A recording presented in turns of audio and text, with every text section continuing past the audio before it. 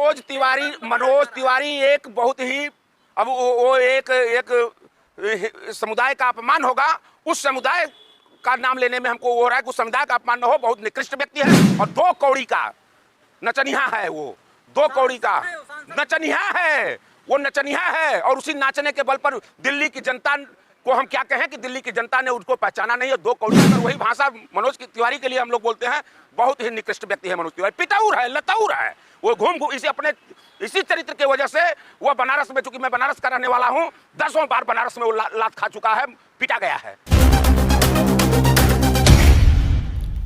देश की सच्चाई सच छुपने नहीं देंगे। सुशील जी, जिस तरह से लगातार पार्लियामेंट के अंदर प्रधानमंत्री नरेंद्र मोदी को कहा जा रहा है कि आप आकर के जवाब दीजिए मणिपुर की घटना को लेकर, लेकिन प्रधानमंत्री वहां पर नहीं आ रहे हैं।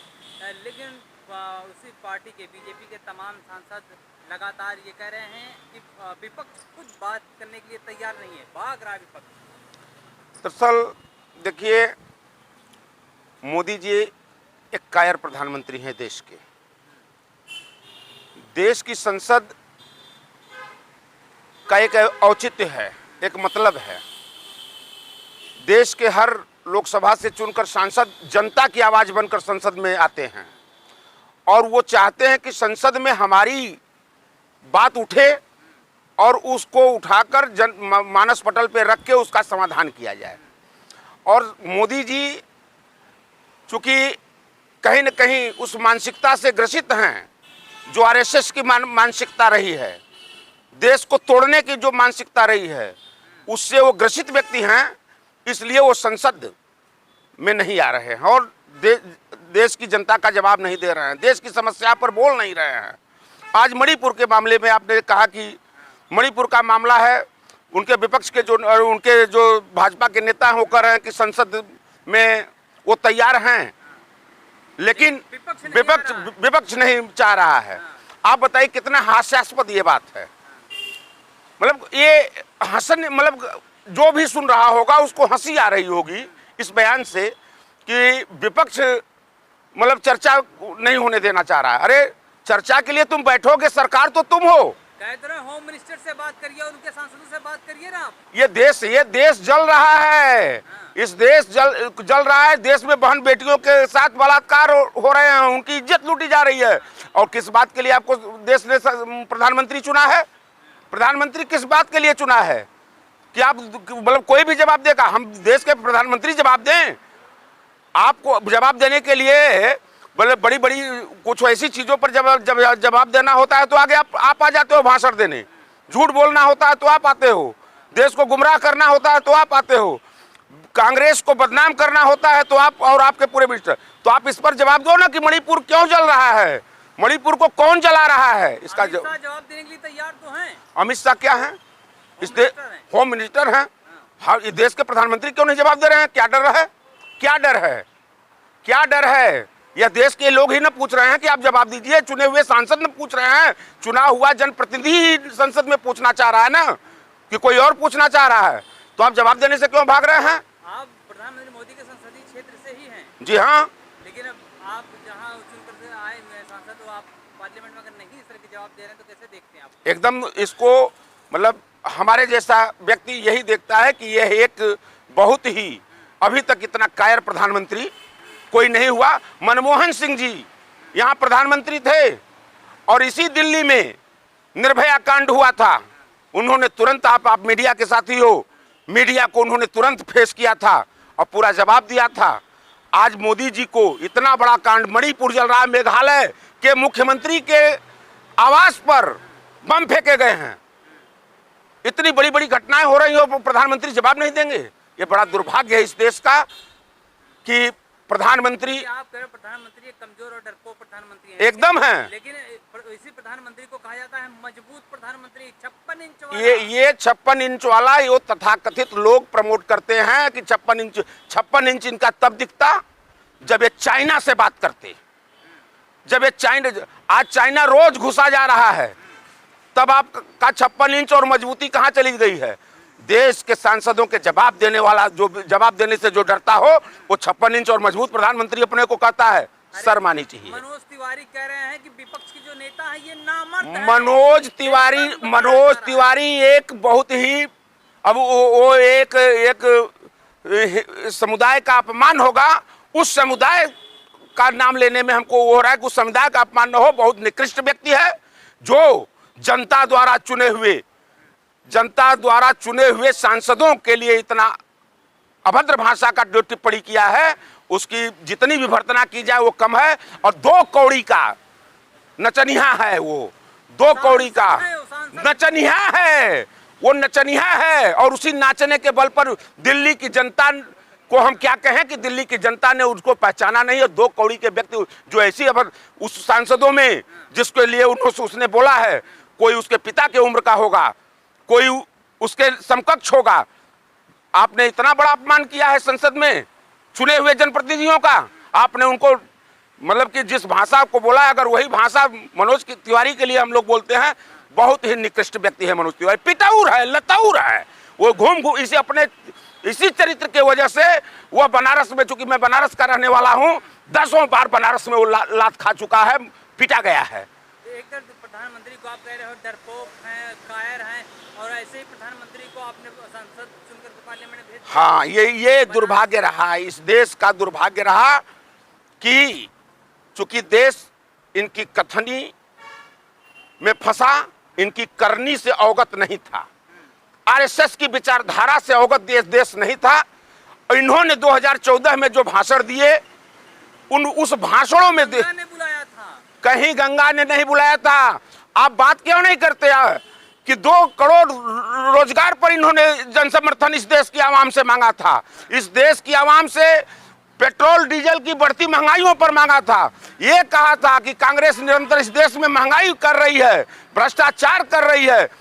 इस मुद्दे पर उन्होंने मांगा था वोट, और वह जब सत्ता पा गए तो उन मुद्दों से अपने को हटका। चूंकि आरएसएस की एक सोची समझी रणनीति रही है हमेशा से कि इस देश में वोट मांगो किसी और चीज के मुद्दों पर, और उनकी मुख्य जो विचारधारा है देश को तोड़ने की विचारधारा, उस विचारधारा में सबके विकास और प्रयास की बात करते हैं। आप कह रहे हैं किसका साथ और किसका विकास, ये बात तो मेरे समझ में नहीं आती।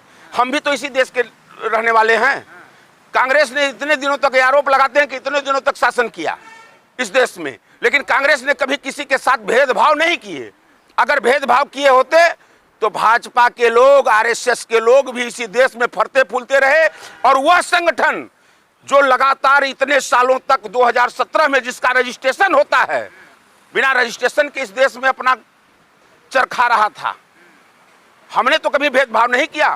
आपके इंडिया संगठन जो आपने विपक्ष बनाया है, इंडिया, उसको कह रहे हैं आतंकी संगठनों से जोड़ा जा रहा है, इंडियन मुजाहिदीन से जोड़ा जा रहा है, ईस्ट इंडिया कंपनी से जोड़ा जा रहा है। देखिए, इंडिया लगाते थे। देखिए, अब जब इंसान का पतन होने को होता है ना, तो इसी तरह का नाप शनाप बयान वो करता है। अगर इंडिया को आतंकी संगठन बता रहे हैं, वो आतंकी संगठनों से जोड़ रहे हैं कि इंडिया जो नाम रखा है, तो ये तय है कि अब भाजपा का और नरेंद्र मोदी का पतन होने का समय आ चुका है। क्योंकि भारत माँ का यह अपमान अब देश देख रहा है। ये भारत माँ का कैसे अपमान है? इंडिया, आपके संगठन अरे यार, मतलब क्या समझा रहे हैं? इंडिया और भारत माता दूसरी है क्या? भारत का अपमान वो कर रहे हैं। वो भारत का, इस शब्द का अपमान इंडिया किसको कहते हैं? इंडिया का अगर अपमान कर रहे हैं तो अब इनके पतन होने का यह देश देख रहा है अब कि ये भाजपा के लोग, चूंकि यह जो भाजपा के आरएसएस के लोग हैं, ये अंग्रेजों के हमेशा पिट्ठू रहे हैं। अरे करे, कांग्रेस का नाम ही आईएनसी जो इंडियन नेशनल कांग्रेस है, इसका नाम ही अंग्रेजों ने दिया। ये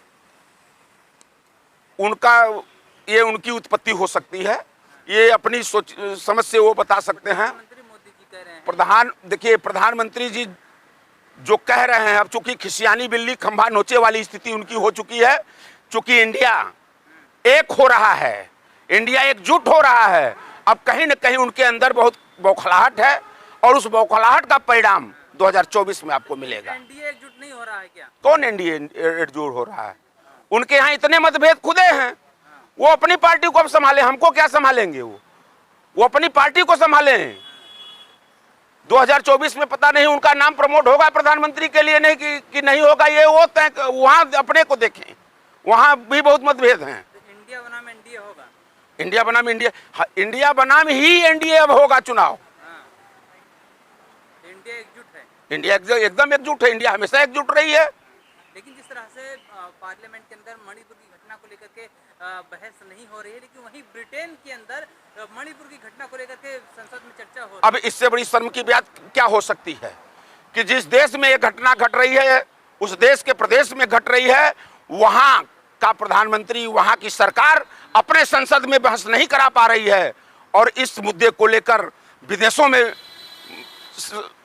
कि विदेश के संसदों में अगर बहस हो रही है तो इससे बड़ा शर्म की और कोई बात हो ही नहीं सकती। शर्म से डूब जाना चाहिए इस सरकार को कि हमारे देश में घटना घट रही है और उस मुद्दे की चर्चा ब्रिटेन की संसद में हो रही है।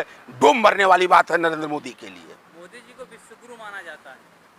विश्व गुरु? हाँ, कहते हैं विश्व गुरु है मोदी जी, इनको विश्व का लीडर मान लिया है। अब ऐसा तो सुनते हैं हम लोग भी कि कुछ लोग कहते हैं विश्व गुरु। अरे महाराज, पहले अपने देश को संभालो। अगर इस कुर्सी पर बैठे हो, रसिया और यूक्रेन का युद्ध रुकवा देते हैं मोदी जी। क्या है, आप भी भाई साहब पत्रकार हो, सम्मानित पत्रकार हो। रसिया और यूक्रेन, पहले अपने यहाँ का तो युद्ध रुकवाओ ना। लड़कियों को, महिलाओं को नंगा यहाँ नोचा जा रहा है, सड़कों पर नोचा जा रहा है, गोली मार दी जा रही है महिलाओं को। पहले तो यहाँ देख लो, तुम रसिया और यूक्रेन की बात करना। पहले अपना तो संभली, अपने पहले गिरबान में झांक लो। अरे मणिपुर के जो चीफ मिनिस्टर कह रहे हैं यहाँ पे तो ऐसे होता रहता है।